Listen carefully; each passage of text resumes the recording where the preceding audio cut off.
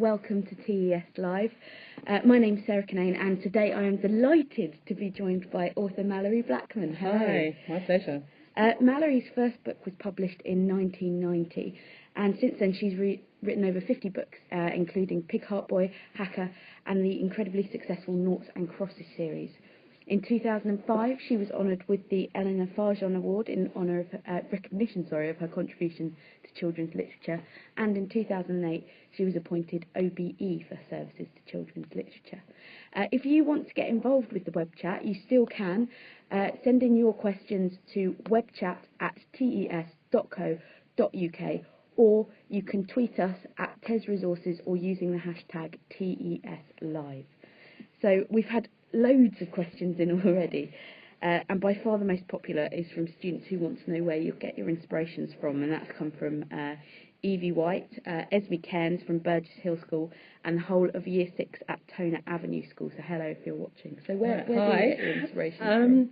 Well, basically it's anywhere and everywhere, and it just sounds like every time I say that, I know it sounds awfully vague, but it really is that. It can be from newspaper stories, it can be from conversations I've had with other people, it can be from things I've read, things I've heard, things I've seen, my own imagination. But what it is I must admit, I love watching people, and it drives my husband mad. So if we're going to like a restaurant or something, I will sit and I'm watching everyone, and he goes, "Oh, hello, I'm here." But you pick up so much on mannerisms and characteristics and so on. So it really is about keeping your eyes and ears open and being receptive to things that are going on around you, because it's very easy to get lost in your own little world and walk around kind of with blinkers on and not taking what else is going on. But I think to be a writer and to write about a number of different subjects in a number of different genres, you do have to kind of just be receptive to what's going on around you. And Varna, Samia, Ashaya and Sanya from Year 9 at Norbury Manor Business and Enterprise College, they want to know if, particularly want to know if Romeo and Juliet influenced you while you were writing Noughts and Crosses. Well, I have to admit, not consciously.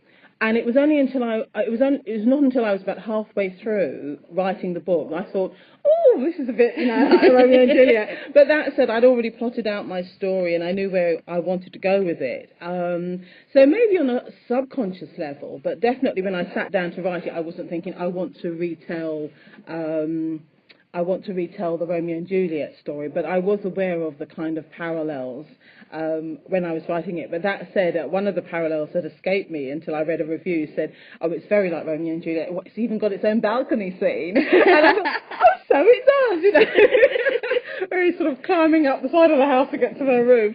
And so I kind of thought, yeah, sure, yeah, actually it does have that. So maybe on some subconscious level, that's how it was working. So. And how did you get into writing? How did you start writing? Well, it was a love of reading, basically. I loved reading as a child, and I was always down my local library, and the love of stories, and also at school. When I was in my primary school and infant school, every evening, every afternoon, the last 15 minutes of every afternoon was spent with the teacher telling us a story. And I think they need to get back to that. I know, God, the time pressures, and teachers have so much else that they have to get on with. But it really instilled this love of stories and storytelling in me, and a love of reading. And so I think it was from that I thought, oh, I'd like to write my own stories and make up things. And I would walk along the street sort of making up, thinking, oh, well, if an alien came down, what kind of conversation would we have? Or, if trees could talk, what kind of conversation would I have with a tree or whatever? And that kind of thing. Just playing what-if games in my head, and then writing little stories and poems as well. And as a child, I wrote an awful lot of poetry, because I think poetry is less daunting. It's the idea of sitting down and writing. I didn't even write a novel till I was in my 20s, but I used to write lots and lots of short stories. And I think actually it was for my own amusement, but it was only when I was in my 20s, because I was a computer programmer for a while. And it was only when I was in my 20s that I thought, actually, I'm going to see if I can start to get some of my stories published. So it was kind of a long slog and took 2 years and an awful lot of rejection letters, but I kind of got there. But I think it was that love of reading that first kind of got me into wanting to write my own stories and poems. And quite a lot of your books are told from the point of view of sort of children or teenagers. Was that a conscious decision to make them the focus of your books and your stories? I think so. When I decided I wanted to be a writer. To be honest, I wasn't sure what kind of books I wanted to write. Did I want to write for adults or did I want to write for children? But I was still reading a lot of books that were written for children. And quite honestly, just remember my own childhood and my teenage years so vividly that it was a bit of a no-brainer. I did a couple of courses, sort of ways into writing, because I didn't have a clue. And then I did a kind of women writers workshop, and I was still trying to find my own voice in those, but they helped with that. And then I remember being in a bookshop in Covent Garden, at a children's bookshop, and I was walking around and I saw exactly one book that had a black child on the cover, and I kind of thought, God, this is like my child. Except when I was growing up, there weren't any books that had a black child on the cover, and I thought, God, is this the progress that's been made in all these years? So I kind of thought, rather than whinging about it, I would like to write children's stories that featured black children. And so that was part of the reason. It was a love of stories and wanting to write my own, but also the dearth of books that featured that had any kind of diversity in them. That made me also want to become a writer. And we've heard in web chats before about sort of how writers like to write. So, for example, sort of Roald Dahl always writing in his hut, and Anthony Horowitz having a skull on his desk. Right. Do you have any sort of habits or rituals when you write? No, I mean, I write in my attic now, and I can't write in a room that doesn't have books in, but every room in our house has books in it.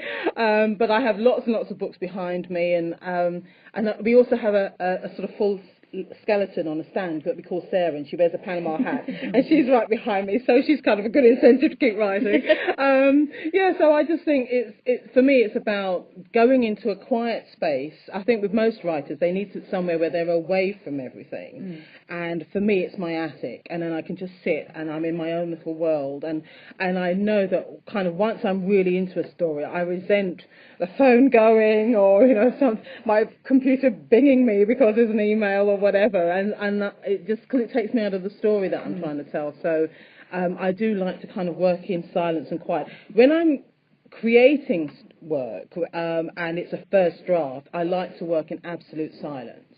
But when I'm reworking and so forth, I like to have a little background music going on behind me. And also, I think music helps. If I'm writing a particular character and they're into a particular type of music, then I listen. I have that in the background, so it seems to help. It sort of adds to their character, so I can become that character, and the music has an influence. And in fact, when I do creative writing workshops and so on at schools, and I sometimes teach on Arvon courses, one of the exercises I give is to give a piece of music and let the music inspire the writing, and I think it's a really useful exercise actually. So, and Rosalind and Liza from Armathwaite Primary School would like to know what sort of books you like to read. Anything with a good story, really. I mean, people always ask me that, and to be honest, for example, I used to say that I didn't like westerns. And then I read a book called Lonesome Dove by Larry McMurtry, which was amazing. It was a Western story, and I loved it. So now I hope I'm not silly enough to say I don't like that type of story and I don't like that type of story, because it depends on what the story is and who wrote it and how it's told, etc. But I must admit, I do like books with that hint of a mystery or an adventure, or a kind of whodunit element to it. So I do like crime novels.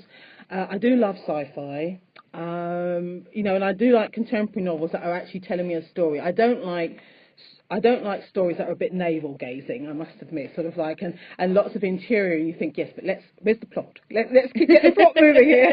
So, and for a while, I think it's better now, but for a while, a lot of adult books I felt were a bit kind of introspective and navel-gazing, and I just thought, oh God, I'm sorry, I like a story. So I didn't get on with those at all. And again, I think that was another part of the reason I wanted to write for children and teenagers, because they're a very honest audience, and if they don't like a book, they'll tell you so, or the book will go down, so you always know where you are with them. And it's none of this polite, oh, but I've bought the book, so I need to finish it. If they don't like it, they go on to something else. Is that not slightly terrifying?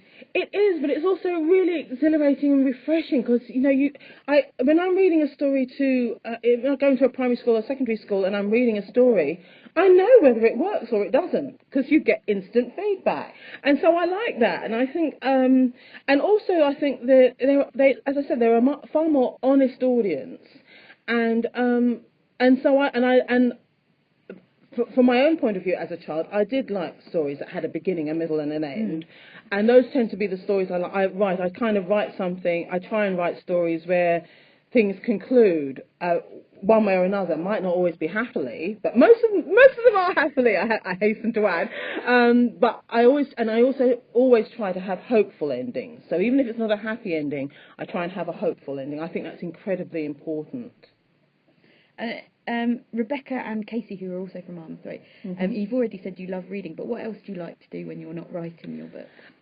I like to play computer games. I think that comes from my computing background. And I do love music, so I do like kind of writing my own music. I've got music production software on my computer, and I've got a keyboard by my computer as well. So I do like kind of tinkering with that, and I used to played a saxophone a long time ago. I probably couldn't play a note now, but never mind. And I had piano lessons, so I only got up to grade 2, but I had my piano lessons. And 2 years ago, I had drum lessons for a year, and so kind of got a little drum kit at home, and etc. And the whole, all my family are kind of into music, and my daughter plays the electric guitar, and even my hubby used to play the bagpipes. So I'm glad he doesn't do that anymore. But we still have them. So so it's in a way we all love music, and I love kind of just sitting down and kind of tinkering and writing on my own to express a particular mood or a feeling and so on. So that's kind of where my head is at the moment. So can we expect Malorie Blackman, the album, to be dropping soon? Well, it'd probably be just the music, because I certainly wouldn't be singing anytime soon. I can't sing to save my life, unfortunately. I'd love to sing. If I had one selfish wish in this world, it would be that I could sing, but I can't. And when I start singing, my family just run from the room. So that's not going to happen. But I think I do love producing music. But what I do is I've started producing some podcasts of some of my stories, and I have that music as a kind of underlying it. So it's kind of the music is used as a sort of counterpoint to what I'm reading or whatever. And I'd like to do a lot more of that. Mm. And Sky, who is also from Armstrong, she asked, which book of yours do you consider your favourite? Oh gosh, that's a hard question. Everyone always asks me that, and it's so hard to answer, because obviously the book you're writing at the moment you're so enthusiastic about it, otherwise you wouldn't be writing it. And so it's a very hard question to answer. But if you twisted my arm and made me pick just one, I think it would have to be Noughts and Crosses. I think Noughts and Crosses was actually my 50th book. And before that, I kind of used to write sort of mysteries and thrillers and whodunits and all the rest of it, and some funny stories. I hope other people thought they were funny anyway.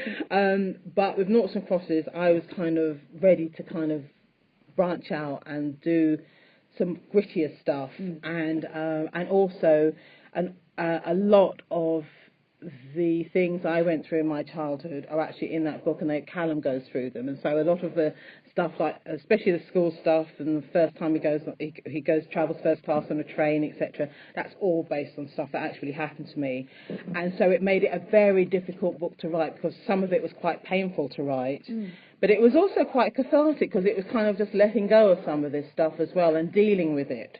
And I didn't realise until I was writing the book that actually there's a lot of stuff that I hadn't let go of. Yeah. And that book was my way of kind of just saying, okay, and putting it down on paper and just saying, and now take a deep breath and let it go. And so I think for that reason, because it was my most personal book and my most painful book, it's probably the book that's my favourite. And you mentioned sort of the sort of emotional turmoil that Callum goes through, and he's not the only character sort of throughout the series that goes through that. And I think you can probably argue that in at least one case there's a character who's sort of unquestionably evil. Yeah. Did that make it was it more difficult to write in first person because of that? That's an interesting question, actually, because Callum's brother Jude, he does become evil, but I wanted him to be a three-dimensional character. I wanted to explain it was the fact that he had to leave school when he was 14, and he longed to stay at school and he couldn't, and then Callum got the opportunities that he didn't, and so there was resentment that way, and there's also resentment against the Crosses because he all his life he's been told this is your level and no higher. You don't even aspire to get past that level because it's not going to happen. And that can do something to you. That, you know, when you feel like you're ready to do bigger and better things, and people are constantly trying to squash you or tell you no, you can't, that's all you've heard all your life.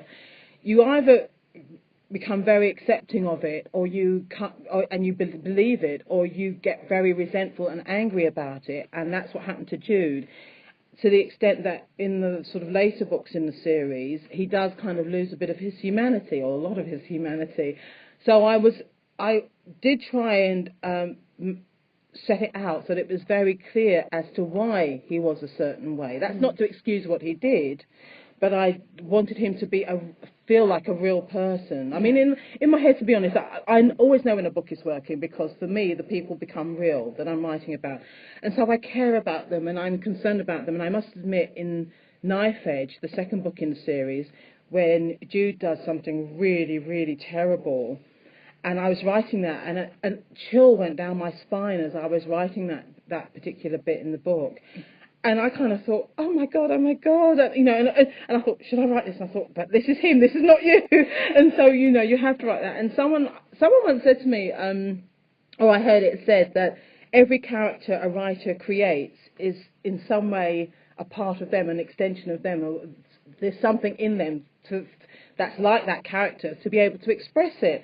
And I was writing that, and I remembered when I finished the book thinking, I hope not, because you know, he's so awful. But that, as I said, but I did want to I wanted him to be a three-dimensional character, and for people to not sympathise with what he did, but to empathise, to understand what he did. And I think that's what I love about books and stories, because they teach empathy. They teach you to kind of put yourself in someone else's place and think, well, how would I react in that situation? Or get to understand other people. That's why I think they're so important, because that's what we need more of in the world, definitely. Some more empathy and more kind of understanding of someone else's point of view. That's not to say you have to agree with their point of view, but at least understand where they're coming from in the argument. And then I think you can kind of get closer to a solution. So you said there that sort of you've been told that in some way a character's an extension of the author. If you had to become one of your characters for the day, which one do you think you'd pick? Oh, wow. I don't know. I mean, there's some I really like Vicky from Hacker. I really like her. I think of all the characters I've created, the one whose personality is closest to my own is probably Callum from Noughts and Crosses. I like Toby from Double Cross, which is the fourth in that Noughts and Crosses series, but at the same time he makes some bad choices and then they come back to haunt him in a big way, and he has to kind of live with those at the end. So I'm not quite sure I'd want to go through his story, but I like him as a character. So, you know, with all my sort of major characters, I kind of have to really feel for them and empathise with them and kind of live in their heads for a while. So as I said, they definitely become real people to me. So sometimes it's very hard to let them go and kind of say goodbye to them, but that's part of the job, really. But when I say this to people who kind of don't write, sometimes they give me a strange look. Oh God, she's barking, you know. Yeah, because I just think no, because they're real people, and I talk about them like they're real people, and I think, oh gosh, you know, and he's going through some real things now, and I must admit, at the end of Noughts and Crosses, there was a split second when I thought, oh, I don't like this, should I change it?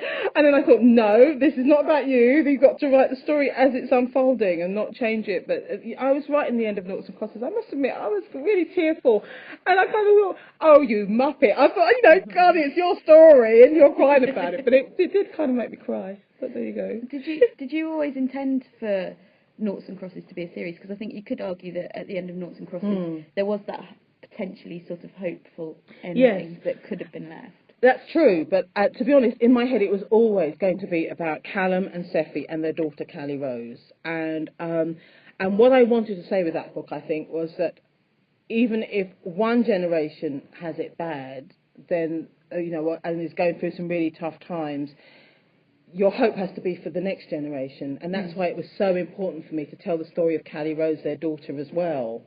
And so it was always about the three characters in my head, and with noughts and crosses. But to be honest, when I sat down to write the book, I thought it would all go in one book. And so I thought it was going to be one book, but about, and then Callie Rose's life as a sort of teenager. And I got to page 400 and whatever, and Callie Rose had just been born, and I thought, okay, it's going to be 2 books.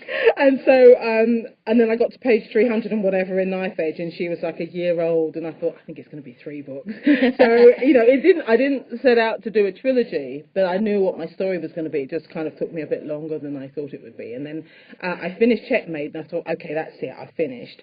And then another of the characters, Toby, who was a sort of minor character in Checkmate, he started kind of whispering in my ear and wouldn't leave me alone, because to be honest, the first three books have taken me like 8 years of my life. And so I kind of thought, okay, that is it, I'm ready to do other things. And he would not leave me alone, and I was trying to write something else, and he kept whispering in my ear and and telling me his story, and I just thought, I'm never going to get this story finished. I've got to write Toby's story, and that's how Double Cross was born. So see what I mean about talking about my characters like real people.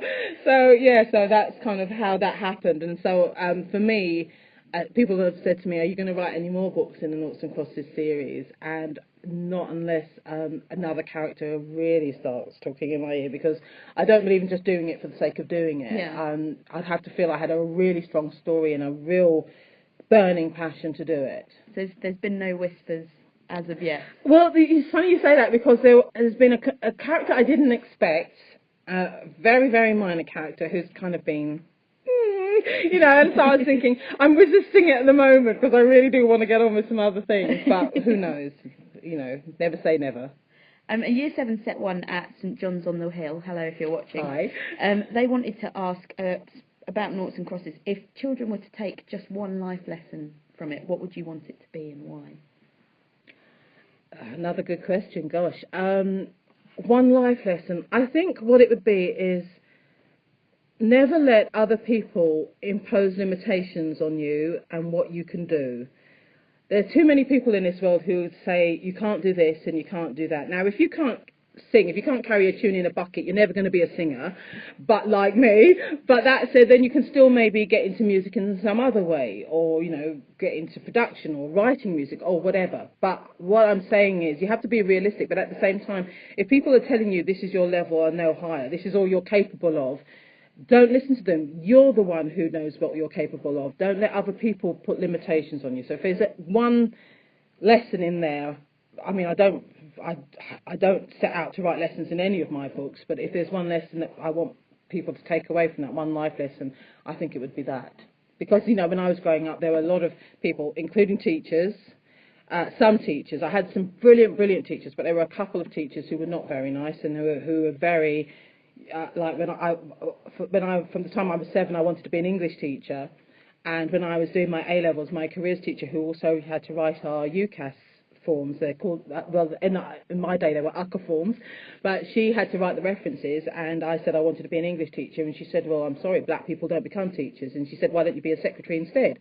And so that didn't happen. And, and it's that kind of thing. It's people pushing their limitations on you for whatever reason, and it kind of taught me, when I started writing and I was getting rejection letter after rejection letter, I had that lesson in my head to think, but okay, I'm not going to take no for an answer, in the same way that I wouldn't let this woman kind of block my career. I mean, I never became an English teacher, but, I went into computing, but I kind of feel I've, in some way, gone back to the world of literature, which is what I wanted when I was sort of a young child.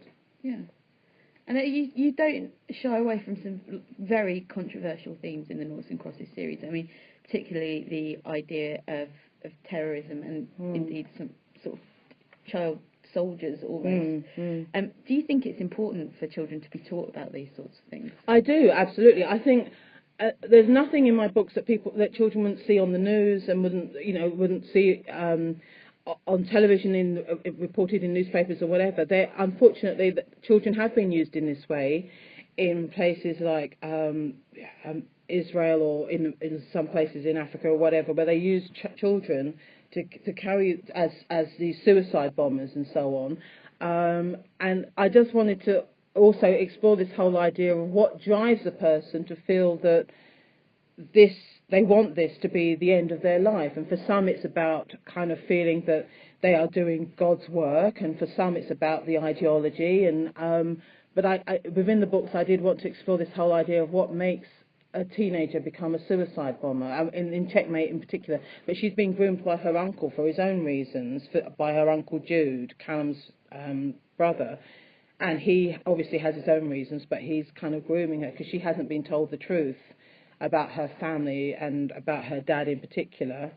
And so I think that makes her kind of ripe for kind of grooming towards this end. And I think, again, it was about exploring these issues in a way where I'm not saying this is right and this is wrong. I'm presenting the ideas and then leaving it for teenagers and young adults to make up their own minds about it. I think I hated being preached at when I was reading books as a kid, which is why I love the Narnia books, but I hated The Last Battle, because I kind of felt the whole thing was a preachy thing about Christianity is better than any other religion, and I just hated the story. And and even at that young age, the first time I read it, I think I was like 7 or 8 or whatever. But even at that young age, I knew that there was something about that particular book that just did not sit well with me. And so I think for me it's about asking lots and lots of questions, but not even pretending that I know the answers, because I don't. But it's about just having people talk about those questions, like what drives somebody to do that, and what happens when people feel that there's no other avenue open to them except maybe going down the terrorism route or going down particular routes that society deems unacceptable. And I wanted to ask you, just changing the subject slightly, about the issue of libraries, because I know you've seen that Terry Deary came out and said sort of maybe libraries should just be allowed to die. What's your own stance on libraries? Well, I actually kind of did my response on my Facebook page to this, but the thing that he said, which really kind of stuck with me, was that libraries give nothing back, and I kind of thought, what's he talking about? Quite frankly, because I just thought, if it wasn't for a library, for my local library, I wouldn't even be sitting here now as a writer. I couldn't afford to buy heaps and heaps of books when I was a child, and my dad thought fiction was a waste of time in the first place. So I lived down my local library, because my dad's thing was, it's not real, it's not true, you need to live in the real world. So we had lots of encyclopedias and non-fiction books, but no fiction books. And this whole idea of not libraries giving nothing back, and I just remember, it was because I was from quite a big family. I'd go to my local library of an evening, and that's where I'd do my homework, and it was a safe environment. It was a warm environment. I got to know my librarians. They would recommend books to me. I could read all kinds of books in all kinds of different genres in a way that I couldn't have afforded to buy all those books as a child. So when he says they give nothing back, it's this thing of, as Einstein said, not everything that counts can be counted, and not everything that we can counted counts. And you, just because you can't slap a sort of tape measure up against something and measure its worth there and then, doesn't mean it's not giving something back or it's not valuable. And I do think he got that absolutely wrong. But I think I did read very carefully what he said, and I think he was more about opening up a dialogue about the point and purpose of libraries. But I do feel that, I do wonder when was the last time he was actually in a library.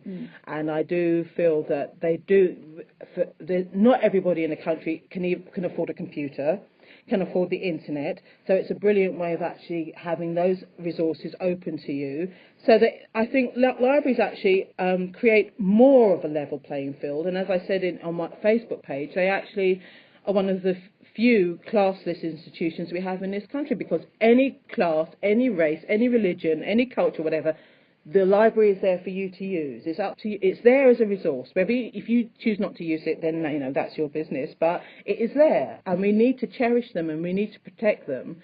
And I just kind of feel that he got it very wrong in what he said, and I do feel he kind of underestimates how much they are needed, especially in these times where people have less and less money, and things like buying books could be seen more of a luxury than an essential, and I think they're an absolute essential. But if you can't afford it, you can't afford it.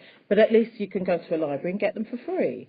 So I do feel he rather underestimates just how many people do use them. And even if you do have money, I mean, it's not, if you're doing research on something, how many people can afford to go out and buy all the books they need? So they use their local library. So for my thing, I admit to being biased because, as I said, I wouldn't be here now if it wasn't for Lewisham and Deptford Library when I was growing up. And I used to kind of one Saturday at one and the next Saturday at the other and so on, because I was kind of equidistant between the two of them, where they used to be. And I just felt, it felt like they saved my life. They opened my eyes and they saved my life. And there were times if I were really upset or something was going on at home that I just kind of wanted to get away from, I'd head down my local library. So I do feel they opened up a whole new world to me. They gave me access to lots of things I don't feel I would have had access to otherwise as a child growing up.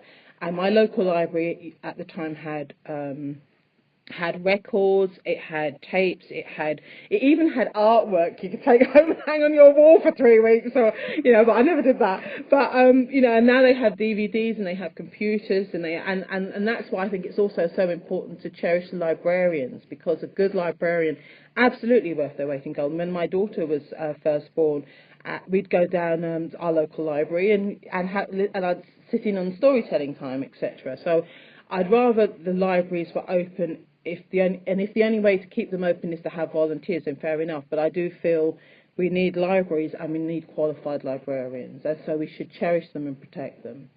Absolutely. Sorry to kind of stomp on my high horse there, but I do feel very strongly about that. No, it's clear it's something you do feel absolutely strongly about. And you said there that sort of, if it weren't for libraries, you don't think you'd be sat here. No, I wouldn't. And that was something that Year 6 at Toner Avenue wanted to ask you about. They wanted to ask, if you weren't sat here, what do you think you'd be doing instead?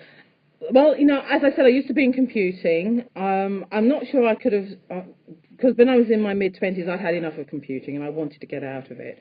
I think I'd probably be working in a bookshop, or maybe working in a library, or something to do with books. I'd like to think that now I'd still have some job to do with books, or maybe sort of an editor, because I love the idea of kind of helping other people with their stories and so on. As I said, I do creative writing workshops, etc. But so I'd like to think it would be something along those lines, getting back to the kind of literature side of things. But I can't really imagine me doing anything else than what I'm doing now. I'm really lucky, because a lot of adults whinge about their jobs, and I used to whinge about my job when I was in computing, but not anymore, because I just absolutely love writing. I love being in my attic and making up stories and kind of getting paid for it. When I was at school, I was always getting told off for daydreaming and having too much imagination, as if there is such a thing as too much imagination. And now I feel it's rather ironic that that's how I make my living. So. Brilliant. I'm quite jealous now. We've just got time for one more question. Okay. And obviously there may be a lot of budding writers out there. What are your tips for people who want to get into writing? Well, I would say the first thing is read. I think, and try and read in as many different genres and as many different authors and as many different types of books as you can. And also then write from the heart. Write about something you're passionate about. And really, I think it's about having your own voice. And don't copy anyone else's style. Try and cultivate your own way of telling a story, because that's what's going to make your story individual and unique and special. And my last piece of advice really would be, don't give up. Actually, it's not my last piece of advice, because what I did when I was a teenager is I kept a diary. And I didn't realise it at the time, but it actually got me into the habit of writing something every day. And it's a brilliant way of writing down, not being afraid to write down your thoughts and feelings about things. I mean, I must admit, I kept a diary for 4 years, and there's no way I would have shown what I wrote to anybody. Some of the stuff in there, goodness me. But whenever I felt kind of angry or upset or whatever, it would be straight in my diary. And it did get me into that habit of writing every day, and also not being afraid to express real feelings and real emotions, etc. So I think that's a really good way of kind of getting into that habit of writing, and writing truthfully. And the last piece of advice would be, don't give up, because if you really want to be a writer, or if a story's not working or whatever, don't give up. if the story's not working, then think about where's it going wrong. Maybe you need to introduce another character. Maybe you need to have something else happen to to your main character. But if you want to be a published writer, then go for it, and don't give up. But be prepared to take advice, because if you send it to a publishing house, if an editor takes the time to get back to you and say that it's not working because of X, Y, and Z, then listen to them, and if they've taken the time to tell you why it's not working, that's actually a good sign. I think there's definitely some advice for everybody in there. I hope so. Thank you very much to everyone who sent in questions today. I'd just like to send a quick apology to Langley Park Girls, who I know have been sending in questions, but I haven't been able to open the email. So if you could just say hello, Langley Park Girls. That would be very nice. I don't live a million miles away from Langley Park Girls either. Thank you so much for giving up some of your time today to talk to us. Oh, my pleasure. And thank you to everyone who tuned in, especially those who've sent questions in. We have 2 more web chats coming up in the run-up to World Book Day, the first of which is with DJ and author Simon Mayo, and that will be on Tuesday at either 11 or 2. But you may want to check the website to get the actual details. That's tes.co.uk/web chats. But goodbye for now, and thank you for tuning in. Bye-bye.